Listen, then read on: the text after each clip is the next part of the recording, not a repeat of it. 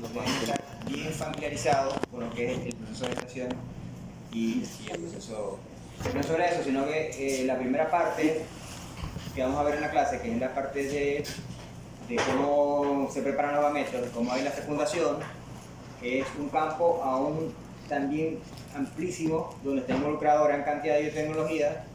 Está la inseminación artificial, está el trasplante de embriones, la fecundación in vitro, que requiere o ha requerido todo para su desarrollo los conocimientos obtenidos de la investigación en la parte de fecundación y gestación. Entonces, yo les exhorto, como dice, a que no use este tema solamente para sacar el 10 para pasar el endocrino, sino que aprendan, investiguen, lean. La gestación, no porque yo me dedique a la reproducción, desde que entré a la facultad me dedico a la reproducción, pero es un área bastante muy importante, así como apasionante. Todos los que estamos ahí bueno, ya vieron el profesor Juan Carlos cómo habla, que les contagia la emoción que tiene de hablar de la parte de reproducción. Entonces yo no, porque ya estoy viejo.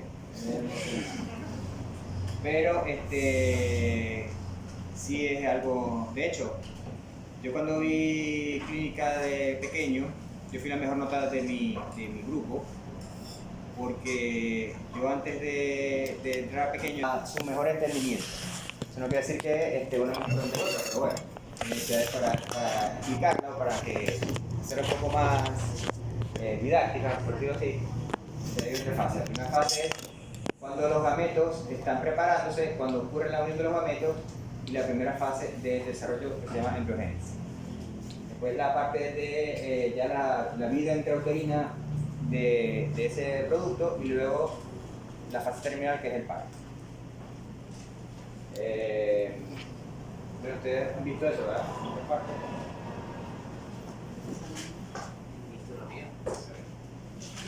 Bueno, un espermatozoide es un cartero. Su única función es tener el mensaje genético en la cabeza y llevarlo. Entonces, su cuerpo o su estructura está especializada para eso. Tiene entonces la cabeza donde está el material genético, el ADN, y ese material genético está inerte. No es como las células que están de cualquier parte del cuerpo, que el ADN se requiere una proteína, el ADN se transcribe y produce esa proteína, van a la ribosoma y se produce esa proteína. El ADN de las células, de todas las células del cuerpo, está activo, porque puede crear proteínas y se puede dividir la célula y todo eso. En cambio, el ADN que tiene el espermatozoide está compactado y es inerte, no hace nada, solamente está empaquetado. Entonces, eso quiere decir que el ADN del espermatozoide no puede producir ninguna proteína, no puede dividirse, o sea, el ADN está inerte, está empaquetado para ser transportado. Ese empaquetamiento tiene que ver, no sé si ya lo vieron, o la profesora con el cambio de proteínas de las histonas a las protaminas. Las histonas son las proteínas que mantienen el ADN enrollado, pero esas histonas se pueden, cuando necesita un pedacito de ADN para crear una proteína, esas histonas se quitan, se expone el ADN, se crea la proteína y después las histonas se vuelven a poner. En cambio, las protaminas, que son las que tienen el espermatozoide, no se pueden quitar, están ahí empaquetadas, están bien empaquetados. Eso es importante saber eso, que el espermatozoide está bien empaquetado, ese ADN, porque cualquier problemita en ese empaquetamiento ya daña el espermatozoide. Ya el espermatozoide es inviable para fecundar. Entonces es muy importante ese empaquetamiento. Luego tiene la pieza intermedia donde están ubicadas las mitocondrias. Nos vieron con la profesora Verónica, ¿verdad? Que cuando las mitocondrias migran y se quedan ahí, y son como la maquinaria energética para darle la energía al flagelo. El flagelo es una obra de ingeniería. Antes que el humano aprendiera lo que era ingeniería, ya la naturaleza le llevaba una morena. En cuanto a la eficiencia y a la forma que tiene de transformar la energía química en energía para movimiento.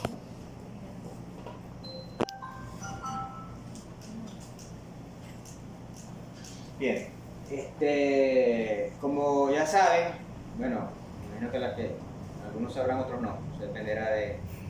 Yo creo que todos saben aquí a esta altura. Que los espermatozoides se depositan en la vagina, ¿verdad? Entonces, cuando se produce el coito, los espermatozoides son depositados en la vagina.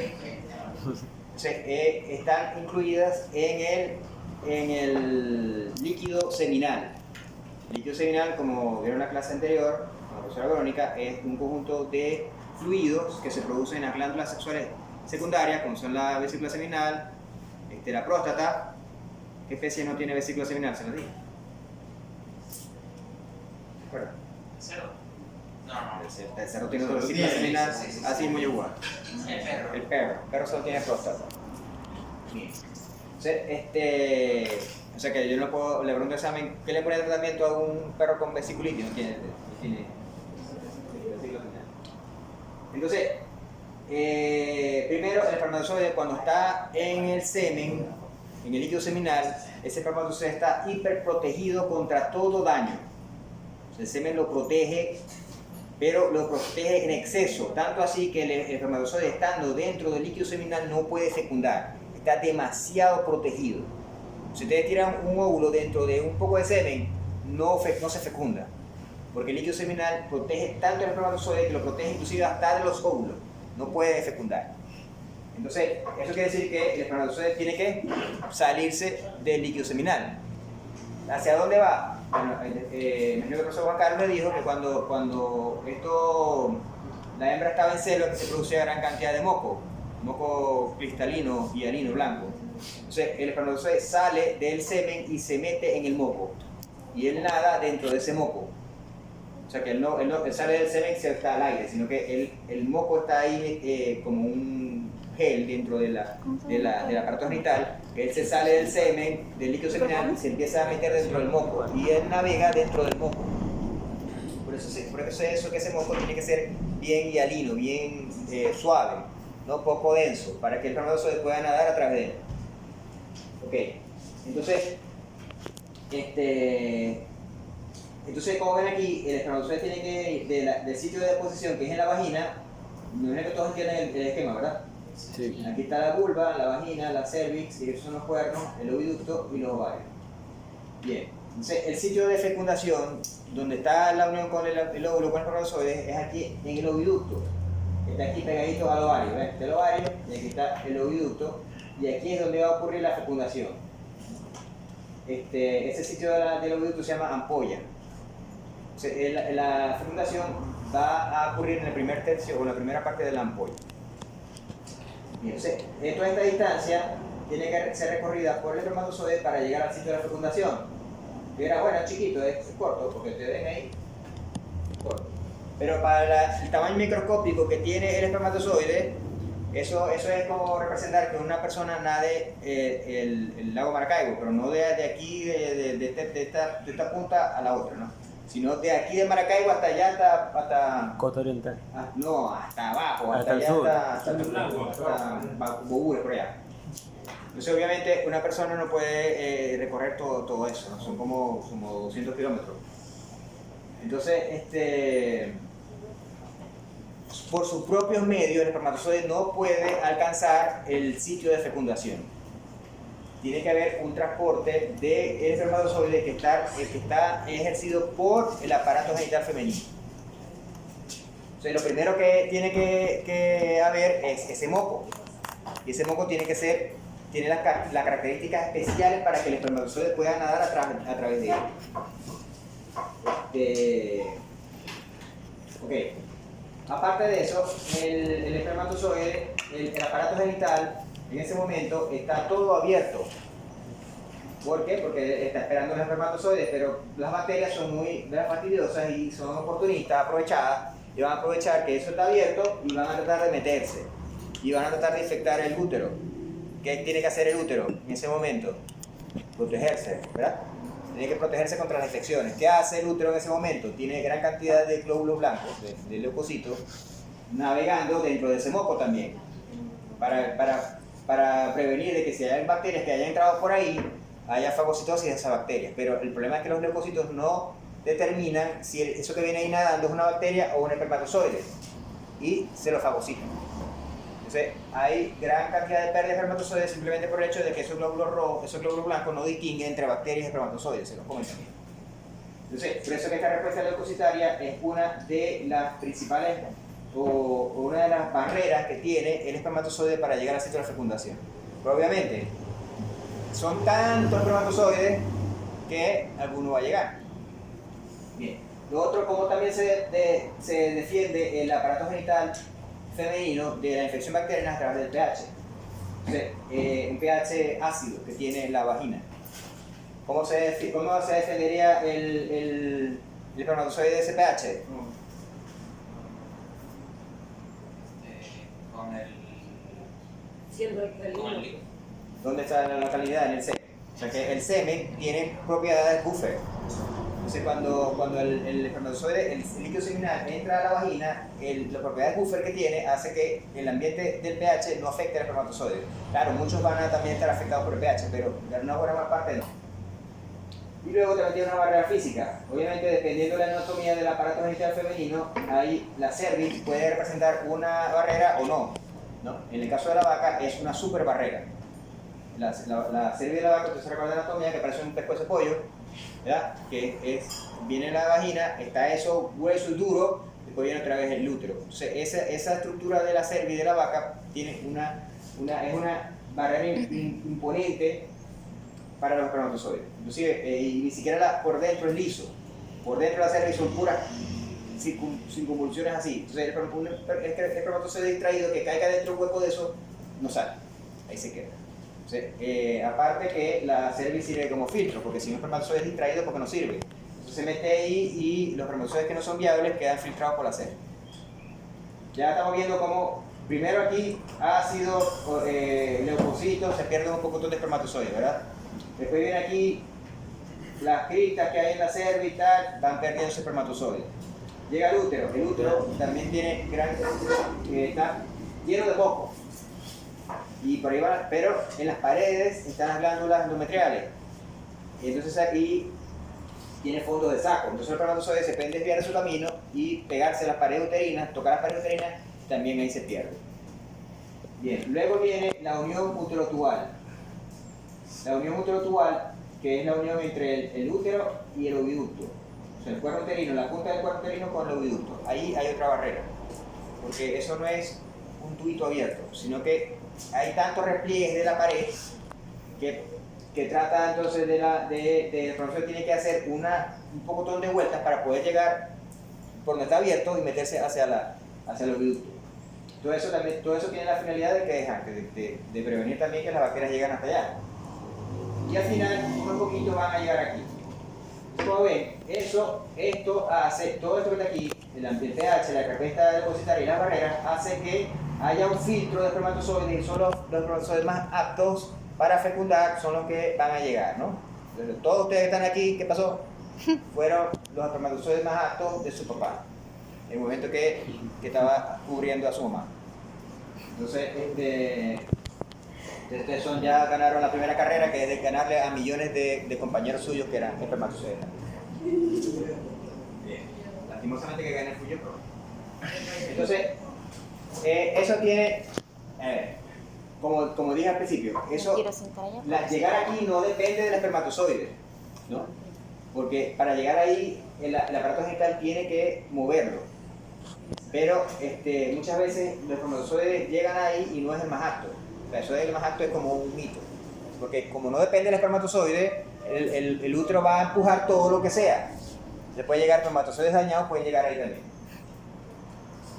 Por eso que eso es más medio mito también.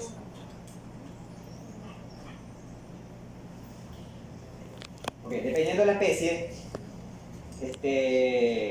hay especies que son, bueno, la mayoría de las especies domésticas son promiscuas.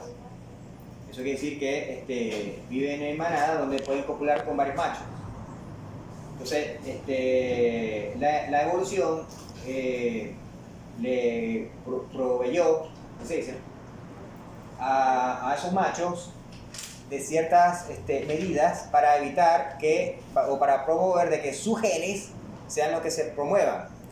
O sea, evitar que otros espermatozoides de otros machos también fecunden. Entonces, eso es lo que se llama el plug copulatorio.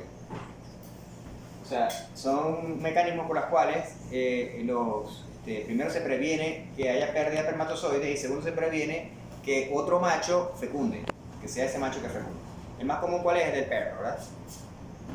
El plug copulatorio del perro, eso todos lo hemos visto desde chiquitos. Les caímos a piedra a los perros, eso también. El plug copulatorio del perro tiene la finalidad de que de darle suficiente tiempo a los espermatozoides para que lleguen a la fecundación y sean los espermatozoides del perro las que fecunden. Pero no pudo encontrar en la naturaleza otro método, sino que el perro se quede pegado a la naturaleza. Bien.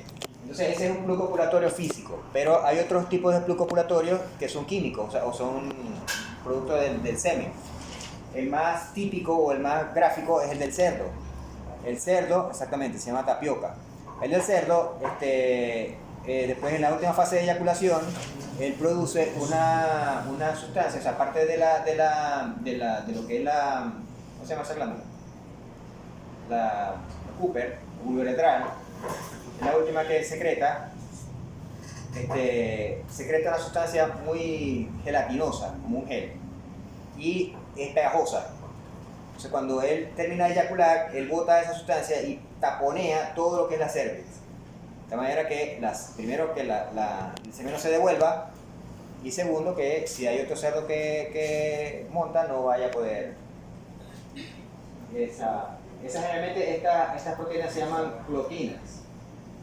Y el que se ha bañado y ahí ha tardado más en el baño se ha dado cuenta que cuando se baña mucho tiempo, ¿verdad? El semen de los humanos también se queda formando como un gel. De hecho, cuando nosotros hemos hecho exámenes cuando teníamos un laboratorio bastante activo, nos llegaban muestras de humanos. Entonces, hay que esperar que se descoagulara, porque llega hecho un botoncito de gel. Obviamente, eso tiene otra finalidad, pero el humano es bípedo. Entonces, la gravedad va a hacer atracción sobre el semen si la hembra se pone de pie después de la cópula, ¿no? Llegó mi marido, entonces tiene que salir corriendo, entonces se puede. Tiene que evitar que se caiga el semen. Entonces, el del semen se llama semen no genido. Ok. La pérdida retrógrada es lo que, se trata de evitar. Pérdida retrógrada es cuando el semen sale por la vulva. Ustedes ven un toro, una vaca, después que la salta un toro, la vaca toma una posición como de orinar y sale el chorrito de semen. Esa es pérdida retrógrada. El toro no tiene ningún tipo de mecanismo para evitar la pérdida retrógrada, pero tiene bastante. ¿Qué más escribí aquí?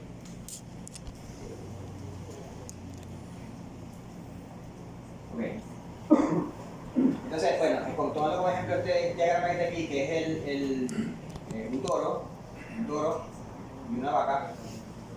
Entonces, dijimos que los espermatozoides va incluido dentro del líquido seminal, y ese líquido seminal va a quedar en la vagina porque los espermatozoides tienen que salir del líquido seminal, si no pueden fecundar. Entonces, él tiene que navegar en moco, todo esto está lleno de moco. Y entonces, pero ya dijimos también que por su pequeño tamaño, esa distancia es imposible de alcanzar por sus propios medios. Entonces tiene que ser el aparato genital femenino el que se va a encargar de transportar.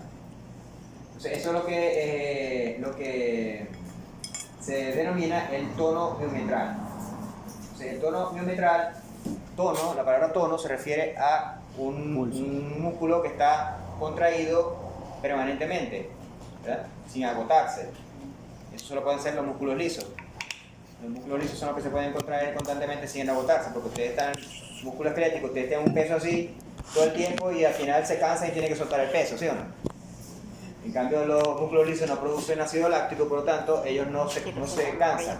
Entonces, la musculatura uterina, que es un músculo liso, puede estar constantemente contraída y no se va a agotar. Entonces, esa musculatura del útero constantemente contraída, lo que hace es que mantiene no solamente contraída, sino que ellos tienen ciertos movimientos como de peristalsis, no es peristalsis como tal, pero sí va empujando, y entonces todo lo que va entrando aquí se va yendo empujando hacia adelante, hacia el oleoducto. Entonces, ese es lo que produce el transporte espermático, es el tono miometral.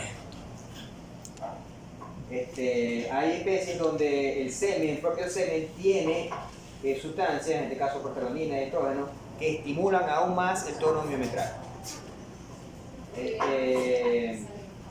¿Quién produce ese tono miometral? Una relación estrógeno-progesterona. Me imagino que el profesor Juan Carlos dijo que en el momento del celo hay un folículo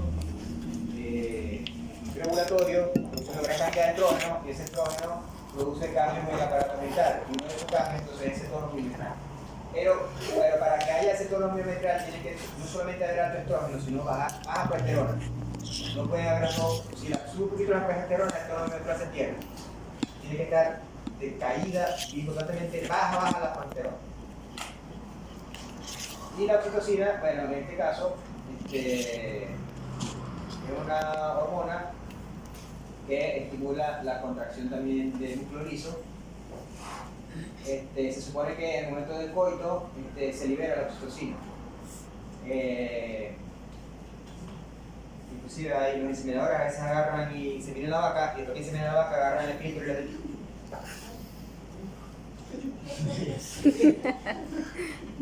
La vaca agarra y se hace... Entonces ellos dicen que hay mejor preñez y le hacen chiqui chiqui chiqui.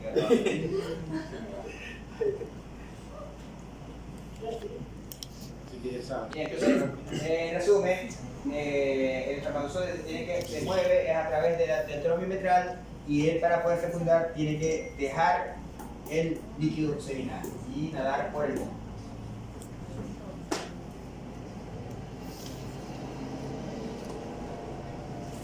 Entonces, ya ustedes me dirán, bueno, esto quiere decir, bueno, aquí también una parte que no dije, ¿no? Que de todo este recorrido que vimos del espermatozoide, hay partes donde los espermatozoides inmóviles no pasan, que es parte de la cervix y en el unión uterotubal. Sí pueden pasar si los empujan, pero el espermatozoide, para poder pasar por ahí, tiene que moverse. Teoría, eso no es así un tubito abierto, es implicado. Entonces tiene que el espermatozoide moverse y ir pasando en ese sitio. Sí requiere la motilidad. Entonces, si yo tengo un espermatozoide, una muestra seminal, yo en un toro lo pruebo, le saco semen, lo miro, y los espermatozoides no se mueven, digo, esto no va a poder fecundar, porque hay sitios en la que el espermatozoide sí requiere la motilidad para llegar a la fecundación. Entonces, si tiene una mala motilidad ya de entrada el semen, entonces ya no va a fecundar. Eso es humano, la cabecita va a ser un triangulito. Esto para que vean que el flagelo no. Ustedes han visto cómo se mueve un cocodrilo, ¿verdad? El cocodrilo se mueve así, la cola. Antes se pensaba que el espermatozoide se movía así como un cocodrilo. Cuando se mueve así, se mueve, la cola es espiral. Entonces el espermatozoide lo que va dando vueltas. Va dando vueltas. Se mueve así, dando vueltas. Una edición. Sí, como una edición. Entonces va dando vueltitas así, se va moviendo así. Entonces, cuando uno está mirando una muestra de semen, los espermatozoides pareciera que aparecen o no aparecen, aparecen o no aparecen. Porque aparte ellos no son una bolita, son como unas monedas, son redondas, pero del lado son planitas. Entonces ellos cuando se están moviendo, que están haciendo esto, lo ve, no lo ve, lo ve, no lo ve.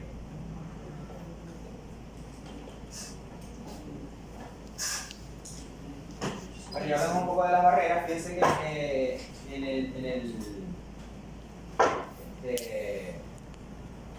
lo que es el corte histológico de esos tejidos, ¿no? Ven cómo no son tejidos que tienen un lumen así como una arteria, que el lumen abierto en el centro y por ahí pasan, ¿no? El lumen está lleno de proyecciones del epitelio, entonces no es un lumen bien claro, sino que el espermatozoide por aquí, para poder pasar, tiene que moverse, porque el lumen no es claro así, sino que está todo con proyección. Eso lo que trata de hacer la anatomía en ese caso es evitar el paso de cosas que no sean espermatozoides.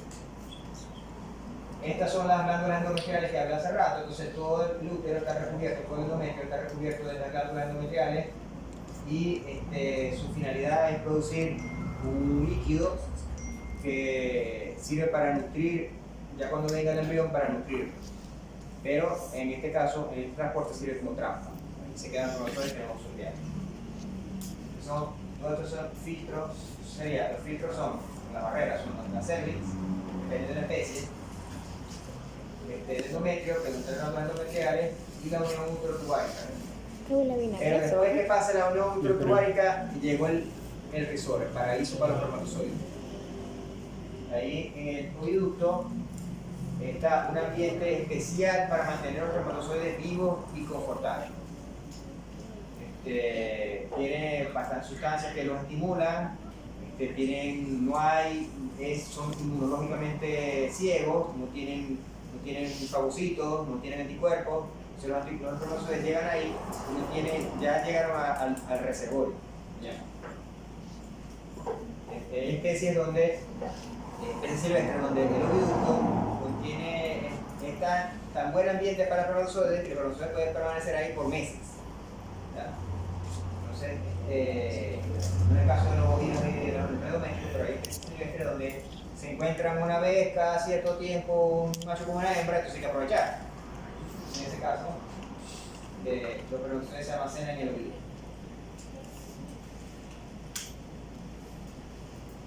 Ok. Faltó bien. Profesora, por tomarse. Bien. Bueno, ahorita lo decimos, si me acuerdo.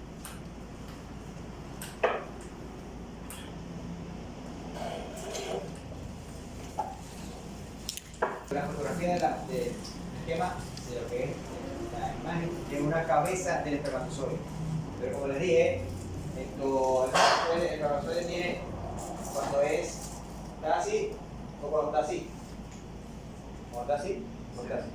O sea, no es como una bolita, no es una esfera, sino que es como una moneda. Tiene una cara así y una cara así que es finita. O sea, que estamos viendo el espermatozoide en del lado de la lateral, exactamente. Del lado finito. Del lado finito. No estamos viendo así, sino así. Simplemente la imagen es que lo ven el espermatozoide y cuando está así. Y le una la forma como ovalada o. Aquí la imagen que no viendo es una imagen que está así de lado. Entonces, esto negro sería el núcleo del espermatozoide, que estamos diciendo que es ADN compactado inerte. Compactado inerte. Luego tenemos, como toda célula, tiene su membrana plasmática y el espermatozoide tiene en la parte craneal, en la parte apical del espermatozoide, tiene doble membrana plasmática. Se hace doble la membrana plasmática. Y aquí ves una por fuera y una por dentro. Esta membrana plasmática doble, ya la profesora Verónica le dijo cómo se llama, ¿verdad? ¿Cómo se llama? Desacorácoro determina el soma. El acrosoma. Ese acrosoma, entonces, es el sitio donde se almacena el taladro del espermatozoide. Tiene un taladro enzimático. Entonces, sin ese taladro, él no puede fecundar. El óvulo está encementado por fuera, es como cemento. Entonces, necesita un taladro para atravesar ese cemento. Si él llega sin eso, él no puede entrar al óvulo a fecundar. Entonces, ese acrosoma está lleno de enzimas, que son enzimas hidrolíticas.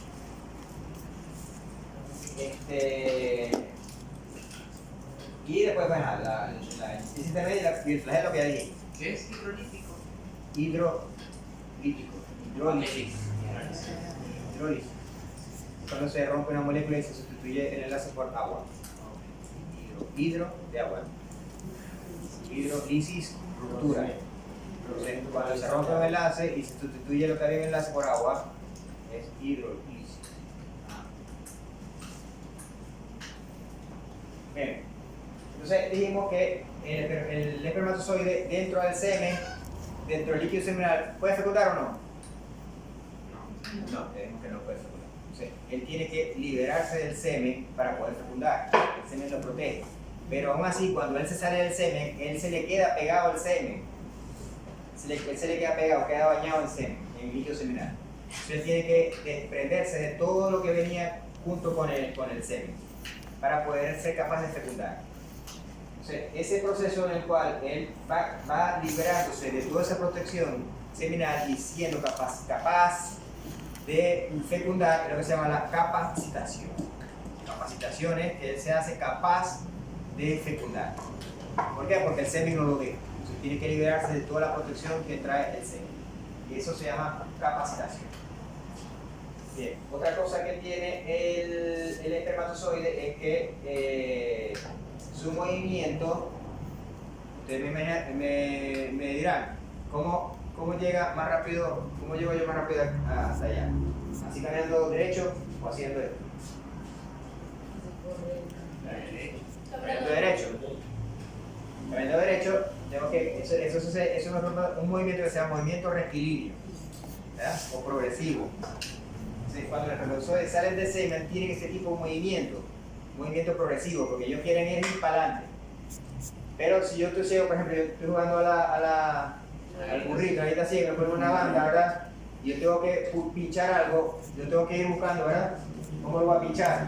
En ese caso, mi movimiento no puede ser rápido, sino que tiene que ser aleatorio, tratando de buscar lo que yo voy a pinchar. Entonces, si el óvulo está ahí y el espermatozoide no tiene ojo para ver el óvulo, ¿qué tiene que hacer él? Empezar a moverse, ya no rápido, sino en forma aleatoria para poder contactar el óvulo. Entonces, ese movimiento del espermatozoide, cuando ya llega al cerca del óvulo y empieza a moverse de forma aleatoria, se llama hiperactivación. Entonces, el espermatozoide está hiperactivado cuando el movimiento cambia de ser progresivo a un movimiento que es rápido o aleatorio. Y la reacción acrosómica es cuando este acrosoma se rompe para poder liberar esas enzimas y poder hacer la taladración que digo. Y entonces, este es un dibujito muy bonito que dice cuando el espermatozoide está invitado a una fiesta, pero aquí todavía no está listo. El espermatozoide con el boxer. Nada, que todavía esta foto es de un libro serio. Pero en esta foto se ve el espermatozoide antes de la fiesta. Lo invitaron a la fiesta, pero todavía no está listo. Entonces está el espermatozoide en boxer. Y ya cuando está listo, ya está el espermatozoide cruzado. Corbata y todo. ¿Qué representa este espermatozoide? ¿Dónde está? En el semen. Todavía no está listo. ¿Cuándo está aquí? Cuando ya está entonces listo para fecundar, que es lo que estamos llamando capacitación. La capacitación es cuando el espermatozoide está listo para fecundar. ¿Qué involucra la capacitación? Estos cambios que están aquí son los cambios que le permiten que él tiene que hacer después de salir del semen. O sea, el semen, el líquido seminal, la membrana plasmática, tanto de la cabeza como de la cola, le impiden tener primero ese movimiento hiperactivo y segundo al contactar el óvulo poderlo encontrar. Entonces la capacitación involucra muchos cambios, que nos vamos a poner aquí la lista de cambios que involucra la capacitación, porque en realidad lo que tienen que recordar es que el espermatozoide hasta que no se capacite no puede fecundar. ¿Y qué involucra la capacitación? Una serie de cambios en la membrana plasmática que lo que pasa es que se le quita la protección que traía en el líquido seminal y el espermatozoide queda con todos sus receptores, con toda su membrana plasmática lista para poder contactar al óvulo. Si es más, si yo agarro el espermatozoide que se salió del semen y lo vuelvo a meter al semen, él se vuelve a la forma anterior, a la forma protegida. Eso se llama la decapacitación. O sea, la decapacitación es que yo agarro el espermatozoide que está capacitado, lo vuelvo a meter al semen y se vuelve a proteger y vuelve a hacerse inviable. Entonces, la hiperactivación, ya dijimos que cambia el movimiento, y la reacción acrosómica, que es cuando el acrosoma va a hacer su papel. Pero si no se capacita, él no puede hacer ni la hiperactivación ni puede hacer la reacción acrosómica.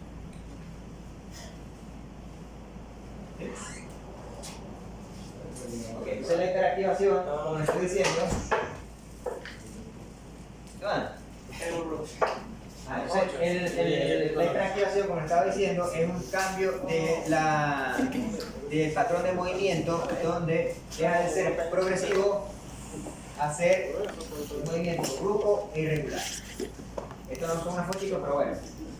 Esto lo que están diciendo aquí es que el espermatozoide, estos son dos fotos, sí, o sea, una ráfaga, una a la otra.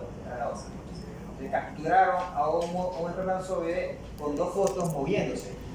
Entonces, esta es la forma que el espermatozoide se mueve para hacerse progresivo.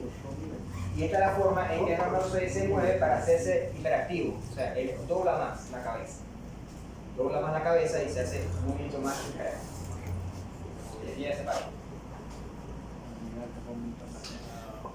Entonces, la hiperactivación, ya se nos va a preguntar en el examen, ¿verdad? La hiperactivación es un cambio del patrón de movimiento del espermatozoide, producto que después de la capacitación él puede moverse erráticamente para buscar mejor o ubicar el ¿Y cómo consigue o de dónde toman la muestra del espermatozoide hiperactivado? Muy buena la pregunta. ¿Qué pasa? Que el espermatozoide no sabe dónde está, no tiene ojo, no tiene cerebro.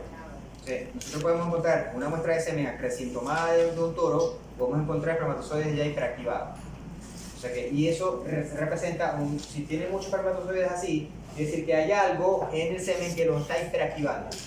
O sea, eso es un semen que tiene baja calidad. El espermatozoide, cuando nosotros sacamos del semen del toro, puesto en la lámina, todos los espermatozoides tienen que moverse como progresivo. Por eso que la prueba se llama movimiento progresivo, utilidad progresiva. Yo veo la muestra de semen y digo, bueno, todos los espermatozoides se están moviendo de forma progresiva, está bien. Pero si yo veo que en una muestra de semen los espermatozoides no se están moviendo progresivos, sino que ese semen tiene algo que hace que los espermatozoides están cambiando el patrón de movimiento y se están moviendo de forma irregular. ¿Y un ejemplo de ese algo que pueda tener? Un defecto espermático. Defecto espermático puede ver o se llama hiperactivación adelantada. También hay reacción acrosónica adelantada también. Son defectos de la formación del espermatozoide o contaminación del semen con algún químico que provoca antibióticos. Cuando uno le pone antibiótico al toro y después el toro después se hace infertil. Esa va la cantidad del toro. O pintaron la corral y el toro se le da un poquito de pintura que tiene plomo, entonces el toro le causó una como le pasó al profesor Armando en una granja.